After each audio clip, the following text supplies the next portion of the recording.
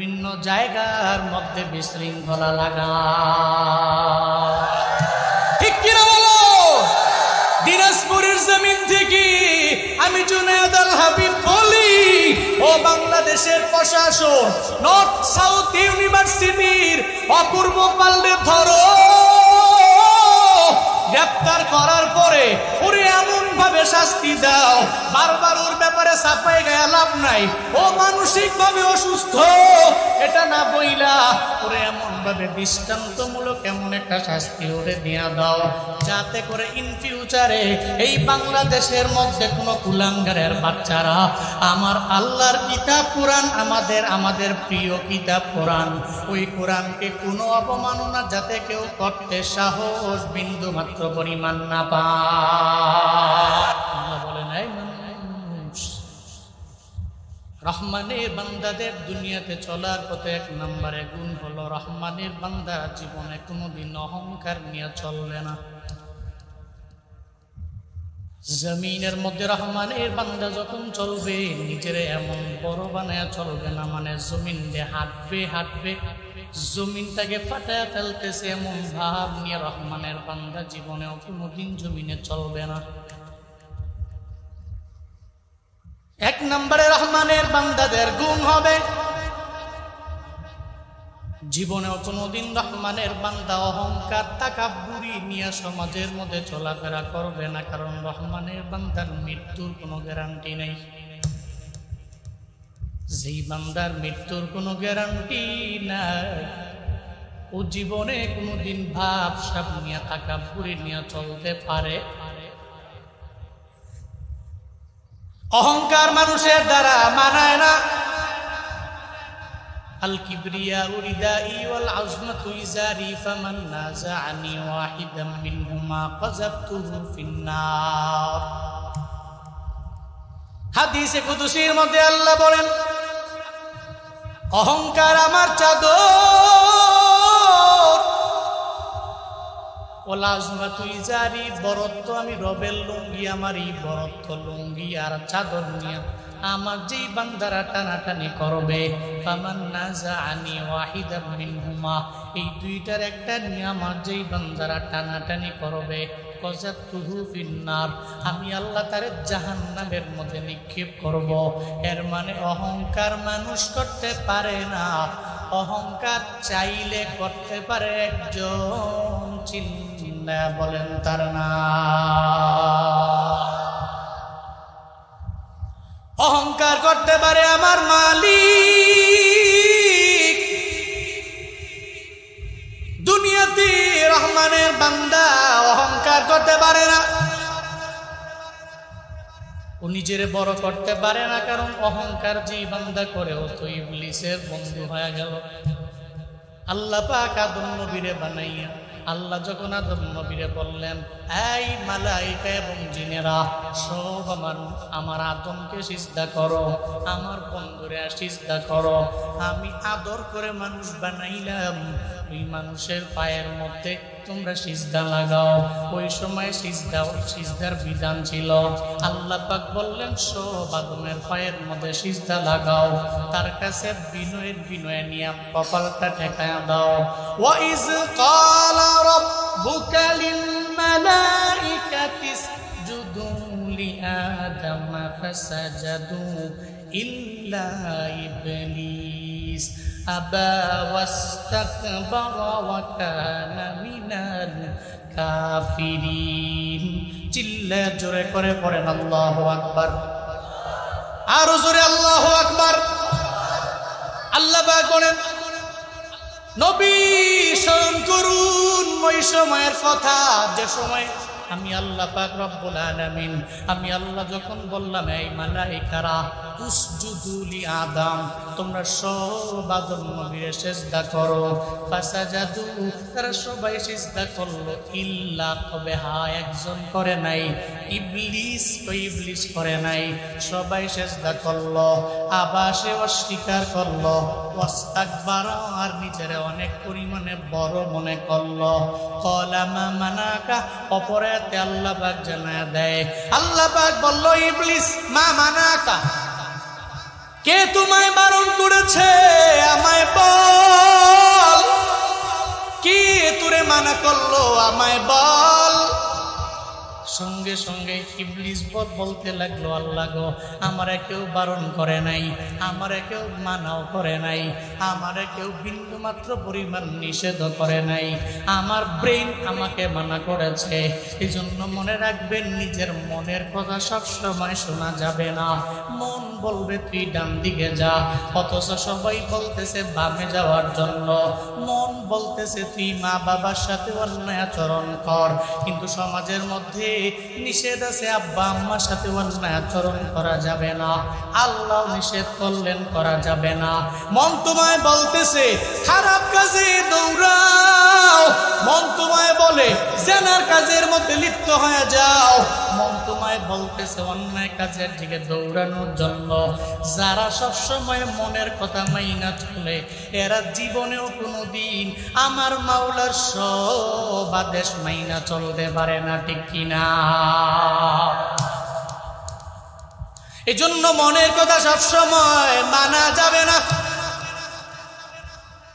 আল্লাহ পাক বললেন, ইবলিস মা মানাকা আল্লা তাসজুদা ইয আমারতুক, কে তোরে মানা করলো, কে তোরে মানা করলো সিজদা দেওয়ার ব্যাপারে? আমারে কেউ মানা করে নাই, আমারে কেউ নিষেধ করে নাই, আমার মন আমারে মানা করলো। আনা খায়রুম মিন, আমি তো আদমের চাইতে অনেক দামি, আমি আদমের চাইতে বড় উত্তম, আমি আদমের চাইতে অনেক পরিমাণে সম্মানী, আমি আদমের চাইতে পাওয়ারও অনেক বেশি, আদমের চাইতে আমার শক্তিও বেশি, আদমের চাইতে আমার গুণের পরিমাণ অনেক বেশি। খলাকতানি মিন নার ওয়া খলাকতাহু মিন তিন। শয়তান বলতে লাগলো, হে মালিক, তুমি আমারে আগুন দ্বারা বানাইছো, আর আদমকে মাটি দ্বারা বানাইছো। তুমি একটু বলো না, মাটির তৈরি একটা মানুষকে আগুনের তৈরি জিন কেমনে তারা সিজদা করে? আমার আগুন খালি মাধ্যাকর্ষণ শক্তি শুধু উপরের দিকে, যতই জালে উপরে যায়, যতই নিচে নামাতে চায় কেউ পারে না। আগুন বারবার উপরে চলে যায়, উপরে চলে যায়, আদমরে সিজদা করতে পারবো না। এর মানে বোঝা গেল অহংকার করেছে ইবলিস। অহংকার যারা বর্তমানে করে, এরা সব এক একটা ইবলিসের বন্ধু, ঠিক কিনা? আমার মতো বড় বক্তা কেউ নেই, আমার মতো বড় ইমাম কেউ নাই, আমার মতো বড় খতিব পুরো বাংলাদেশে কেউ নাই। এই চিন্তা নিয়ে নিয়ে যদি আমি জুনায়েদ আল হাবিব পড়ি, আমার মতো বড় ইমাম কেউ নাই, আমার মতো বড় খতিব কেউ নাই, আমার মতো বক্তা কেউ নাই। হাজার হাজার মানুষ বসে বসে আমার বয়ান শোনে, সব মানুষগুলো টেলিফোন করে আমার দাওয়াত দেওয়ার জন্য ব্যাকুল হয়ে যায়। আমি যদি চিন্তা নিয়ে গাই, আমি অনেক বড় হয়ে গেলাম। অহংকারের ভাব নিয়ে নিয়ে যদি আগে যাই, দিনাজপুরের খানসামার চেহেল গাজীর মুসলমানেরা আজকে থেকে একটু বাড়িতে যা ডায়েরির মধ্যে লিখে রাখবেন, যেদিন থেকে আমি জুনায়েদ আল হাবিব একজনে মুসাফা বাড়াইলো আমি ধরতে পারলাম না, একজনে মুআনাকার জন্য বুকটা বাড়াইলো আমি তার সামনে বুকটা বাইদা দিতে পারলাম না, একটা মানুষের আমি আগে সালাম দিতে পারলাম না, একটা মানুষের আমি বারবার তুচ্ছ-তাচ্ছিল্য করতে লাগলাম, আমি তার বিন্দু মাত্র পরিমাণ সম্মান করতে পারলাম না। ডায়েরির মধ্যে লিখে রাখবেন, ওদিন আর জুনায়েদ আল হাবিবের বয়ানও কেউ শুনবে না, এই কণ্ঠ জুনায়েদ আল হাবিবের থাকবে না, ঠিক কিনা? এটাই বাস্তবতা। অহংকার করলে বান্দা টিকে না। অহংকার আমার মাওলার চাদর, এটা আমার মাওলা করতে পারে, কোনো বান্দা জীবনেও কোনোদিন করতে পারে না। এই জন্য আল্লাহ পাক জানায়া দিলেন রহমানের বান্দাদের 1 নম্বরে গুণ হবে এরা দুনিয়াতে চলবে, দুনিয়াতে হাঁটবে, অহংকারী ভাব নিয়ে এরা হাঁটবে না। সমাজের মধ্যে দেখবেন কিছু মানুষ আছে নিজে সালাম দেয় না, আবার সালাম দিলেও নেয় না। وَإِذَا خَاطَبَهُمُ الْجَاهِلُونَ قَالُوا سَلَامًا। চিল্লায় পড়েন আল্লাহু আকবার, আরো জোরে আল্লাহু আকবার। আল্লাহ পাক বলেন 2 নম্বরে রহমানের বান্দাদের গুণ হলো এই রহমানের বান্দাদের সামনে কেউ যদি আইসা গালি দেয় সে গালি ফিরায়া দেয় না, কেউ যদি তার চিন্তা দেয় সে কামটা দেয় না। যেমন ভাবে দেখবেন ছোট ছোট বাচ্চাদের ব্রেনের মধ্যে দেওয়া হয় টিট ফর ট্যাট, চিন্তা দিলে কামটা দেয়। এটা মুসলমানেরা জীবনে কোনোদিন শিখতে পারে না। আল্লাহ কয় রহমানের বান্দারে যদি কেউ গালি দেয় ও গালি দেয় না, রহমানের বান্দারে কেউ যদি আঘাত করে ও আঘাত করে না, রহমানের বান্দারে কেউ যদি চিন্তা দেয় রহমানের বান্দারা জীবনে কোনোদিন খামটা দেয় না। এটা রহমানের বান্দাদের গুণ। যেমন গুণ ছিল মদিনাওয়ালা নবীর গুণ। তায়েফের ময়দানে গেলেন, ওখানে যাওয়ার পরে আমার নবীরে মারছে কি মারে নাই? কথা কয় না, মারছে কি মারে নাই? মায়ার নবী তায়েফের ময়দানে গেলেন কেন? ওই জায়গার মধ্যে জমিন দখল করার জন্য নবী যান নাই, ওই জায়গার মধ্যে টাকা পয়সা ইনকামের জন্য গেলেন না, ওই জায়গায় বাড়ি গাড়ি দখল করার জন্য যায় নাই, উটের পাল দখল করার জন্য যায় নাই। আমার মায়ার নবী কেন গেলেন? ওই জায়গায় গেলেন কালেমার দাওয়াত দেওয়ার জন্য। মায়ার নবী যায় আর যা বলে, ও তায়েফের লোকেরা তোমরা পড়ে নাও লা ইলাহা ইল্লাল্লাহ, আল্লাহ সারা দুনিয়াতে কোনো ইলাহ নাই, আল্লাহ সারা দুনিয়াতে কোনো মাবুদ নাই, আল্লাহ সারা ইবাদত পাওয়ার যোগ্য কেউ নাই। সবাইরে দাওয়াত দেয়, মুক্তি বুঝে তোমরা বাদ দিয়া দাও। একটা পর্যায়ে তায়েফের লোকদের কাছে এটা ভালো লাগে না, আবার মায়ার নবীর উপরে আঘাত। একটা পর্যায়ে মায়ার নবীর উপরে পাথর মারতে আরম্ভ করলো।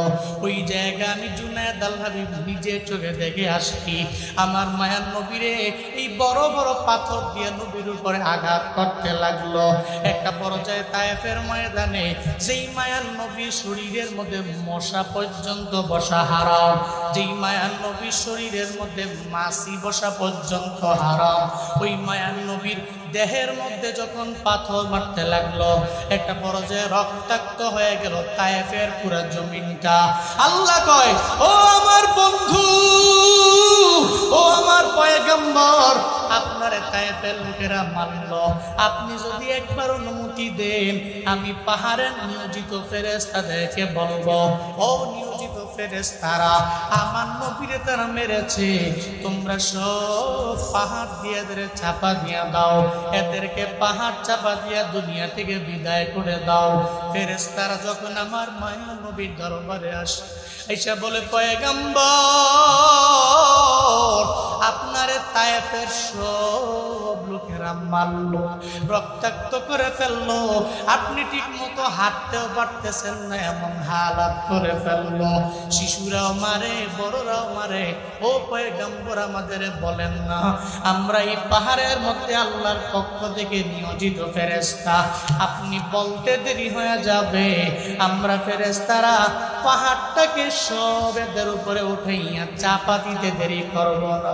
আমার মায়ার নবী কয়, ফেরেশতারা লাগবে না, আমার উম্মতেরা আজকে মনে হয় আমি মদিনাওয়ালা নবীরে চিনল না। ও ফেরেশতারা না না না,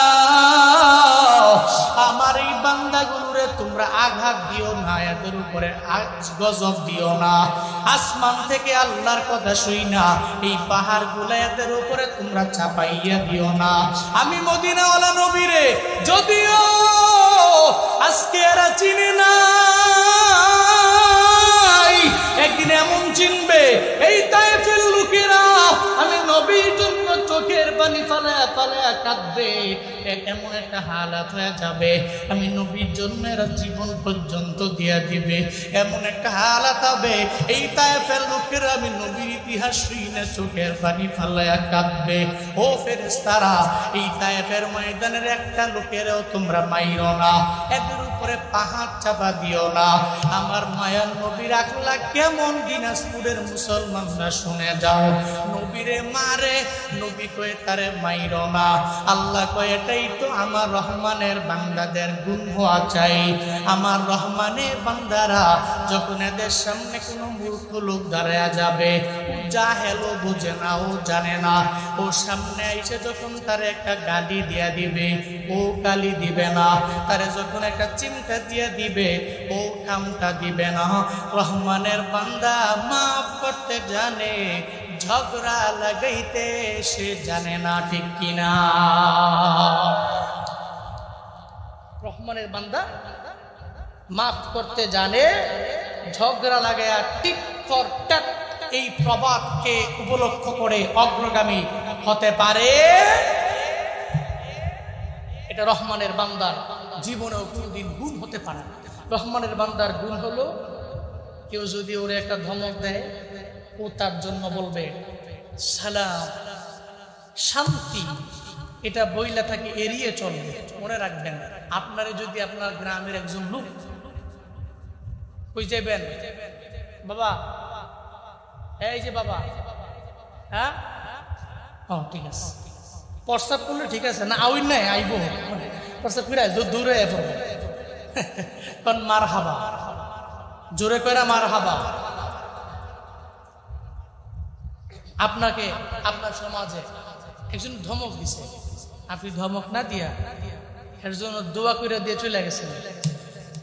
নোট করেন, মৃত্যুর আগে হলেও একবার, ও মরণের আগে হলেও একবার চিন্তা করবে, কাজটা ঠিক করি নাই,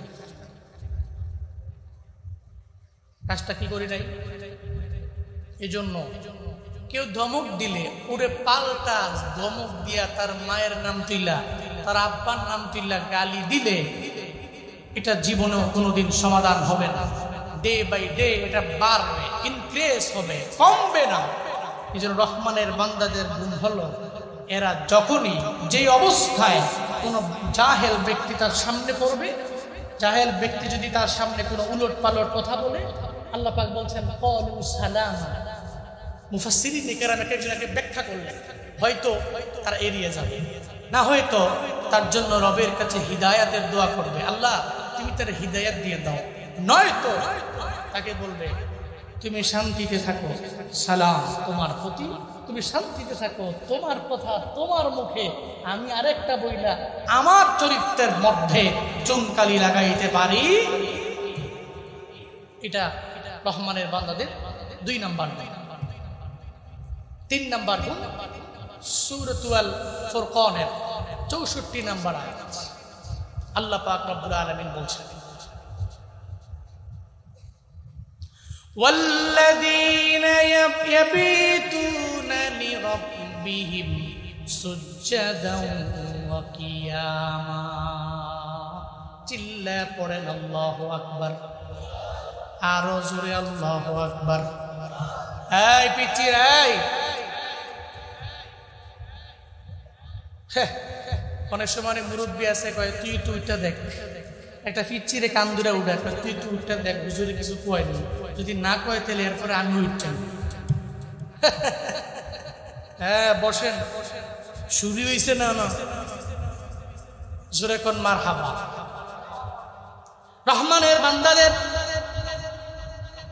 3 নাম্বার গুণ হলো, আল্লাহ পাক রব্বুল আলামিন জানায়া দেয়, আল্লাযীনা ইয়াবিতুনা লিরাব্বিহিম সুজদান ওয়া কিয়ামা।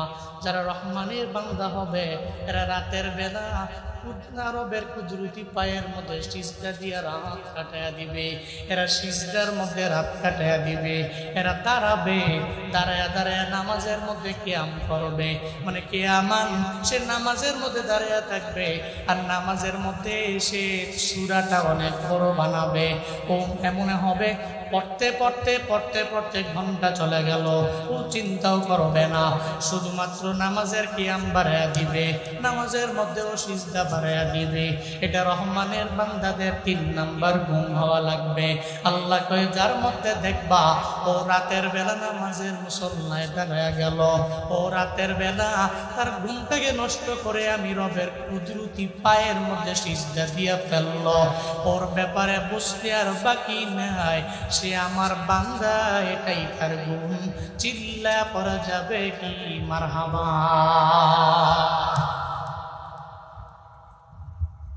এটাই হলো তার গুণ। সে যে রাতের বেলা কোনো নামাজ নাই, এরপরেও রাতের বেলা আমি মাওলার কুদরতি পায়ের মধ্যে সিজদা দেওয়ার জন্য এই রাত জেগে জেগে বান্দা আমি রবের কুদরতি পায়ের মধ্যে সিজদা দিয়া দিল। আমি রব যখন প্রথম আসমানের মধ্যে হাজির হয়ে যায়, ও তখন বিন্দু মাত্র পরিমাণ ঘুমায় না, ও শুধু আমারে খুঁজে, ও শুধু আমারে খুঁজে, ও শুধু আমার তালাশ করে। ও গভীর রাতে দুনিয়ার মানুষের দরওয়াজা যখন বন্ধ হয়ে যায়, আমি রবের দরওয়াজা তো জীবনে কোনোদিন বন্ধ হয় না, হয় না, হয়নি, হবেও না। দুনিয়ার সব দরওয়াজা যখন বন্ধ হয়ে যায়, আমি রহমানের বান্দারা তখন রাতের বেলা সিজদার মধ্যে আমি রবের কুদরতি পায়ের মধ্যে পইরা যায়। আমি রবের কুদরতি পায়ের মধ্যে পইরা আমার বান্দা আমার ডাকে, হে মালিক, তোমার এক বান্দা দুনিয়ার সব মানুষগুলো দরওয়াজা লাগায় ঘুমায়া গেল, আল্লাহ গো আমি ঘুমাই নাই, আমি তোমার কুদরতি পায়ে সিজদা দেওয়ার জন্য আমার রুমের দরওয়াজা লাগাইয়া মুসল্লা বিছায় আমি বইসা গেলাম। ও মালিক, আমি তোমার খাঁটি বান্দা হওয়ার জন্য এই মুসল্লার মধ্যে আমি বসে গেলাম। আল্লাহ কয় রহমানের বান্দা যখন এই কাজটা করবে, ও দুনিয়ার মানুষেরা বুঝতে আর বাকি থাকবে না, আর চিন্তা করবে না তার ব্যাপারে। সে আমার খাঁটি বান্দা হয়ে গেল, সে আমার খাঁটি বান্দা হয়ে গেল। এর মানে তাহাজ্জুদের নামাজ যেই বান্দা পড়ে আমার রবের খাঁটি বান্দা সে হয়ে যায়। দুনিয়াতে এমন কোন অলি নাই যেই অলি তাহাজ্জুদের নামাজ ছাড়া অলি হয়েছে, ঠিক কিনা? দুনিয়াতে এমন কোন অলি নাই। হ্যাঁ আছে, ভণ্ড অলি আছে, কথা কয় না। ভণ্ড অলি বুঝেন নাই? ও নিজেরে অলি মনে করে, অথচ ভণ্ড। নামাজের খবর নাই, 5 ওয়াক্ত নামাজের 1 ওয়াক্তও পড়ে না। আবার দেখবেন মাঝে মাঝে ও ল্যাংটা, কি ল্যাংটা, হের কাছেও মানুষ যায়। আমি বহুত চিন্তা করে দেখলাম ওই ল্যাংটার কাছে মানুষ কি লেগে যায়, এই ল্যাংটার কাছে যায় মুরিদ হয়। একদিন জিজ্ঞেস করছি এক ল্যাংটার মুরিদ রে, আচ্ছা ল্যাংটার কাছে যে যাও এনে কি পাও? হুজুর যেই মূলধন পাইছি। আমি কই মূলধন তো সবার লগে আছে, তো সবারটা কি দেখা যায়? আমার বাবারটা দেখা যায়। নাউজুবিল্লাহ কয় না, আরো জোরে কয় না নাউজুবিল্লাহ। এমন অলি না, অলি তো সে যে রবের সাথে দুনিয়ার মানুষগুলো ঘুমিয়ে গেলে রবের সাথে সম্পর্ক। কার সাথে সম্পর্ক লাগায়? কার সাথে? কার সাথে? ইমাম গাজ্জালী রাহমাতুল্লাহ আলাইহি জগৎ বিখ্যাত একজন ওলিয়ে কামেলের নাম ইমাম গাজ্জালী রাহমাতুল্লাহ আলাইহি। উনি এক যুবকের কথা বললেন, যে যুবক অনেক বেশি টাকাওয়ালা না, বাড়ির মালিক না, গাড়ির মালিক না, সমাজের মধ্যে দেখবেন এমন গরিব আছে, যেই মানুষের টাকাও নাই, ঠিক মতো চলতেও পারে না, সকালবেলা খাইলেও দুপুরে খাইতে পারে না, দুপুরে খাইলে রাতে খাইতে পারে না, সমাজের দিন আনে দিন খায়, এমন ব্যক্তি দেখবেন আবার 5 ওয়াক্ত নামাজ পড়ে আসে না নাই নাই। আবার সমাজের মধ্যে দেখবেন কত ধনী, টাকাওয়ালা, বাড়ির মালিক, গাড়ির মালিক, কিন্তু 5 ওয়াক্ত নামাজের এক ওয়াক্ত পড়ে না, আসে না নাই। ইমাম গাজ্জালী রহমাতুল্লাহ আলাইহি জানায়া দেয় একটা যুবকের ব্যাপারে। ওই যুবকের একবার আগের জমানায় মানুষ কেনা বেচা হইতো, মানুষ কেনা বেচা। একটা সময় একটা যুবকের নিয়ে আসা হলো, বাজারের মধ্যে আনলো। যে যুবকটা 5 ওয়াক্ত নামাজ পড়ে, কোনো খারাপ কাজ করে না, মালিকের হক পরিপূর্ণ আদায় করে, কোনো অন্যায় করে না, মালিকের টাকাগুলো মাইরা দিয়ে চইলা যায় না, এমন একটা যুবকের ব্যাপারে ইমাম গাজ্জালী রহমাতুল্লাহ আলাইহি জানায়া দেয় তারে যখন বাজারের মধ্যে উঠানো হয়, একটা বড় টাকাওয়ালা মানুষ তারে কেনার জন্য তার সামনে এসে দাঁড়ায় যায়। আর এসা কয়, এই তোরে আমি টাকার বিনিময়ে আমার বাড়িতে নিয়ে যাবো, তুই আমার দাস হয়ে থাকবা। আমারে যদি নিতে চাও তাহলে 3টা শর্ত আমি দিয়ে দিলাম, এই 3টা শর্ত যদি মানতে পারো তাহলে আমারে নিতে পারো। কি তোর শর্ত আমারে জানাও? 1 নাম্বার, ও দুনিয়ার মনিব, তুমি যদি তোমার বাড়িতে নিয়ে যাও, আমি দিনের বেলা কাজ করবো, জীবনে কোনোদিন রাতের বেলা আমি কাজ করবো না। আমার 2 নাম্বার শর্ত, তুমি যদি আমারে নিয়ে যাও, আমারে 5 ওয়াক্ত নামাজের আযান মুয়াজ্জিন যখন দিবে, মুয়াজ্জিন যখন বলবে হাইয়া আলাস সালাহ, ও মুনিব তুমি আমারে তোমার বাড়ির যত বড় ইম্পর্টেন্ট কাজ হোক না কেন আমি করতে পারবো না, আমি সব তোমার কাজ পালায় আমি মসজিদের দিকে দৌড়ে যাব। শর্ত যদি মানতে পারো, এটা 2 নাম্বার শর্ত। 3 নাম্বার শর্ত হলো, রে মনিব আমি তোমারে বলি, তোমার ঘরের মধ্যে এমন একটা রুম আমারে দিয়ে দিবা, যেই রুমের মধ্যে কেউ ঢুকতে পারবে না, চাবি শুধু আমার কাছে থাকবে, অন্য কারোর কাছে থাকবে না, স্বয়ং তোমার কাছেও থাকবে না। একটা চাবি বানাইবা, ওই চাবি আমারে দিয়ে দিবা, প্রবেশাধিকার কারো থাকবে না। মানলাম তোর 3টা শর্ত আমি মেনে নিলাম, তুই দিনের বেলা কাজ করবি, রাতের বেলা দরকার নাই। ও আমার দাস, 2 নাম্বার শর্ত মেনে নিলাম, আজান যখন হয়ে যাবে, ইম্পর্টেন্ট কাজ হলেও তুই করবি না, তুই চলে যাবি। 3 নাম্বার শর্ত তোর মেনে নিলাম, আমি তোরে এমন একটা কামরা দিব, যেই কামরার কোনো চাবি আমার কাছেও থাকবে না, আমার পরিবারের কাছেও থাকবে না। ও দাস রে, তুই আমার বাড়িতে আয়, আমি তোর জন্য এই 3টা শর্ত মেনে নিলাম, তুই আমার বাড়ির মধ্যে আয়। যখন দাসেরে নিয়ে চলে গেল, নৌজওয়ান যুবকটা বাড়ির মধ্যে যাওয়ার পরে তারে যখন একটা দামি কামরা দেখাইল, সেই কামরাটা সজ্জিত কামরা, একটা সুন্দর কামরা। একটা পর্যায়ে তার ওই কামরা দেখানোর পরে সে কয়, মনিব আমার এই কামরা লাগবে না, তাহলে কোন কামরা লাগবে? একটা পর্যায়ে যখন প্রথম ক্লাসের দেখাইলো, সে কয়ে লাগবে না। এরপরে সেকেন্ড ক্লাসের দেখাইলো, সে কয়ে লাগবে না।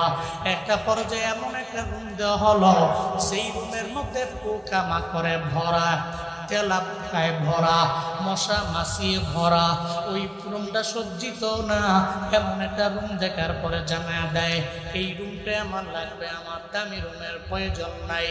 মালিক বড় অবাক হয়ে গেলেন, তুই আমার কাছে এমন একটা রুম চাইলি, যেই রুমের চাবি তোর কাছে থাকবে, অন্য কারো দরবারে আমি দিতে পারবো না।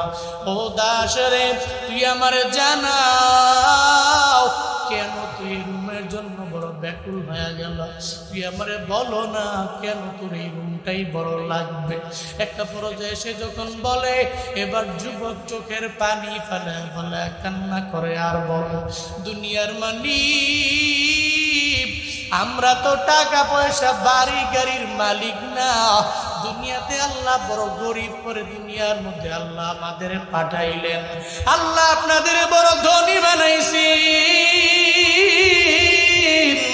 আল্লাহ আমাদের ধনী বানান নাই, আমাদের গরিব বানাইলেন। ও দুনিয়াওয়ালা, আপনি দুনিয়ার মুনিব হইলেন, আপনারা টাকাওয়ালা হতে পারেন, বাড়ির মালিক হতে পারেন, আপনারা দামি দামি উটের মালিক, ঘোড়ার মালিক আপনারা হইয়া যেতে পারেন। আমি তো আমার এই রুমটা, আমি এই রুমটা অন্যান্য কোনো কাজের জন্য নেই না, আমার মালিকের সাথে সম্পর্ক লাগানোর জন্য আমার এই রুমটা দরকার। মনিব, আমার এই রুমটা দিয়া দিন, আমার মালিকের সাথে আমি তাল্লুক লাগায় ফেলবো, আমার মালিকের সাথে আমি রিলেশন লাগাবো, আমার মালিকের সাথে আমি সম্পর্ক লাগাবো। মালিক রে, দুনিয়ার একটা কুড়ে ঘরের মধ্যে থাইকা যদি আমার আল্লাহরে রাজি বানানো যায়, তাহলে আমার দুনিয়াতে কোনো কিছু আমার লাগবে না। দুনিয়ার স্বর্ণের বাড়ির মধ্যে থাইকা, দামি গাড়ির মধ্যে থাইকা আমার রবের যদি রাজি বানানো না যায়, আমার রবের যদি রাজি বানানো না যায়, ওই ঘরের মধ্যে কোনো রহমত নাই, ওই ঘরের মধ্যে কোনো বরকত নাই, ওই ঘরের মধ্যে আমার রবের কোনো কৃপা নাই, ওই রুমের মধ্যে আমার রবের পক্ষ থেকে কোনো দয়া নাই। কিন্তু মালিক রে, এমন একটা রুম যদি তুমি আমারে দাও, সেই রুম সজ্জিত হবে না, ওই রুমের মধ্যে যদি রবের সিজদা দেওয়া যায়, যদি রুমটারে আমি কবর না বানাই, নফল ইবাদতে সিজদা এবং নামাজের কিয়ামের মাধ্যমে আমার রবের যদি আমি রাজি বানাইতে পারি, আল্লাহর কাছে স্বর্ণে সজ্জিত রুমের চাইতে আমার রূপ অনেক অনেক পরিমাণ দামি, ঠিক কিনা? স্বর্ণের বাড়ি, স্বর্ণের সব, কিন্তু এই বাড়িতে নামাজ নাই, আল্লাহর কাছে দাম আছে? এই কথা কয় না কে? দিনাজপুরের খানসামার একটা কুড়ে ঘরের মধ্যে, একটা টিনের ঘরের মধ্যে, একটা টিনের বাড়ির মধ্যে, একটা মাটির বাড়ির মধ্যে তুমি যদি একটু চোখের পানি ফালাইয়া আমার রবের দরবারে একটু কান্নাকাটি কইরা আল্লাহকে যদি বলতে পারো, আল্লাহ গো, এই ঘরের মধ্যে আমার কিছু নাই, তুমি আল্লাহ আমার ঘরের মধ্যে আছো। আবু বকরের মতো, যেই আবু বকর যুদ্ধের ময়দানে দেওয়ার জন্য নবীর কাছে ঘর থেকে সব নিয়ে চইলা গেল, একটা পর্যায়ে নবী যখন মসজিদে নববীর মধ্যে বসলেন, নবী বলতে লাগলেন, কে কে যুদ্ধের ময়দানে কি কি দেওয়ার জন্য আমার কাছে আনলা? হযরতে ওমরের কাছে গেলেন, হযরতে ওমর বলেন, নবী গো, তা রাখলাম, তা নিয়ে আসলাম, কিছু রাখলাম, কিছু নিয়ে আসলাম, এর মানে অর্ধেক রেখে আসলাম, অর্ধেক আপনার জন্য নিয়ে আসলাম। আবু বকরকে জিজ্ঞাসা করা হলো, হে আমার সাহাবী আবু বকর, যুদ্ধের ময়দানে নেওয়ার জন্য আমি নবীর কাছে তুমি কি নিয়ে আসলা, আমায় বলো না? নবী গো, ওই ঘরের মধ্যে আমি কিচ্ছু রাখলাম না, আমার ঘরের মধ্যে আল্লাহ, আমার পরিবারের লোকেরা আছে, আর কোনো মালও নয়, আর কোনো সম্পত্তিও নাই, আর আমার ঘরের মধ্যে কিচ্ছু নেই গো পয়গম্বর, আমি সব আপনার দরবারে নিয়ে আসলাম যুদ্ধের ময়দানে দেওয়ার জন্য। ওই যুবক বলে, ওই ঘরটা অনেক দামি, অনেক দামি, যেই ঘরের মধ্যে নামাজ হয়, যেই ঘরের মধ্যে সিজদা হয়, সেই ঘরের মধ্যে নামাজের কিয়াম হয়, ওই ঘরটা আমার রবের দরবারে অনেক পরিমাণে দামি। একটা পর্যায়ে 2 দিন চলে গেল, 3 দিন চলে গেল, যখন এভাবে দিনাতিপাত করতে লাগলেন, হঠাৎ করে একদিন ওই মনিবের মনের মধ্যে চিন্তা চলে আসলো, যুবকটা তো মনে হয় আমার সাথে কোনো ফেক কথা বলতে পারে, আমি তারে রুম দিয়ে দিলাম, ওই রুমের মধ্যে রাতের বেলা আমিও যাই না, কেউ ঢুকতে পারে না, কারো কাছে চাবিও নাই, সে আবার আকাম কুকাম করে কিনা, কোনো অন্যায় কাজের মধ্যে লিপ্ত হয়ে যায় কিনা, এই চিন্তা নিয়ে একদিন গভীর রাতে মনিব তার বউরে নিয়ে যায়, আর দরওয়াজার কিনারার মধ্যে গিয়া তাকায় দেখে, রে যুবকটা ঘুমায় না, মুসল্লার মধ্যে বৈশা বৈশা গুন গুন কইরা কইরা কি যেন মাওলারে বলে।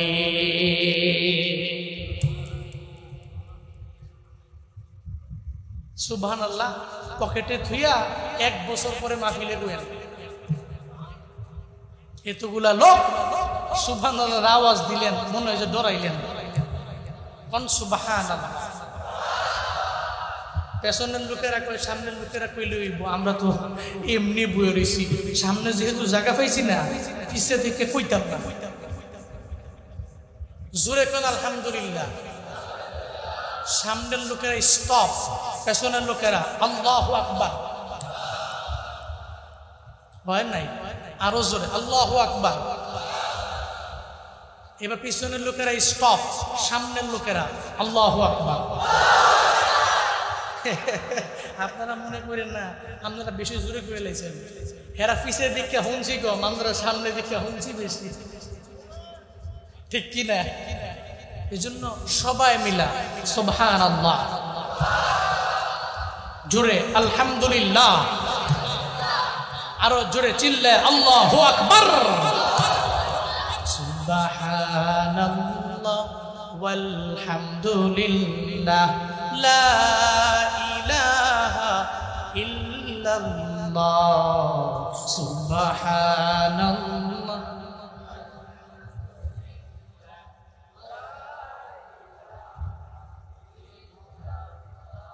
সবাই সুবহানাল্লাহ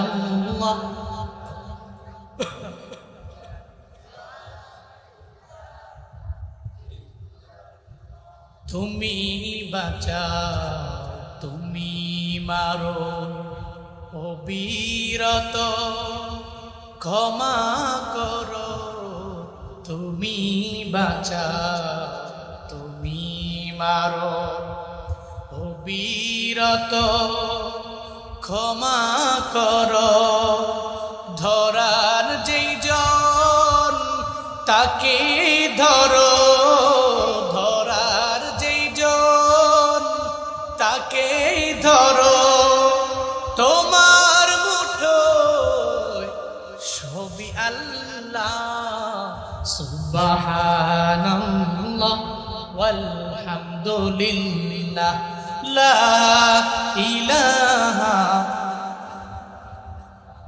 একটা লোক জবান বন্ধ রাখেন না পড়েন সুবহানাল্লাহ ওয়ালহামদুলিল্লাহ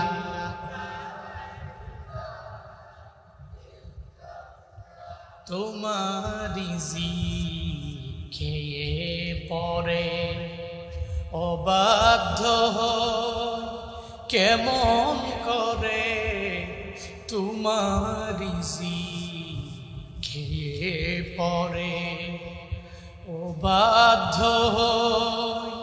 কেমন করে খুঁজে না পাই কোনো ভাষা খুঁজে না পাই কোনো ভাষা শুকর গুজার তোমার আল্লাহ সুবহানাল্লাহ ওয়ালহামদুলিল্লাহ লা ইলাহা কন্না সুবহানাল্লাহ ওয়ালহামদুলিল্লাহ লা ইলাহা সবাই সুবহানাল্লাহ ওয়ালহামদুলিল্লাহ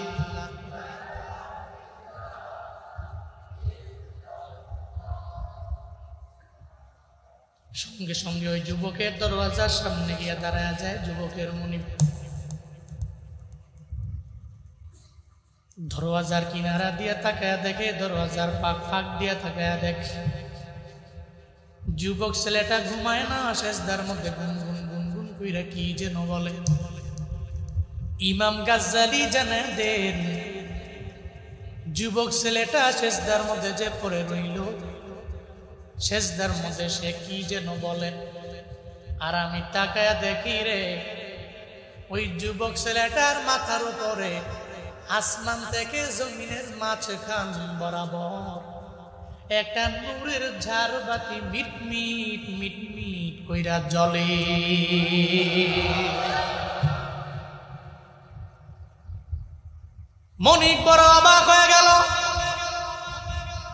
মুনিব চিন্তায় পড়ে গেল, আমি মুনিব হইয়াও তো আমার রবের এত কাছের হতে পারলাম না।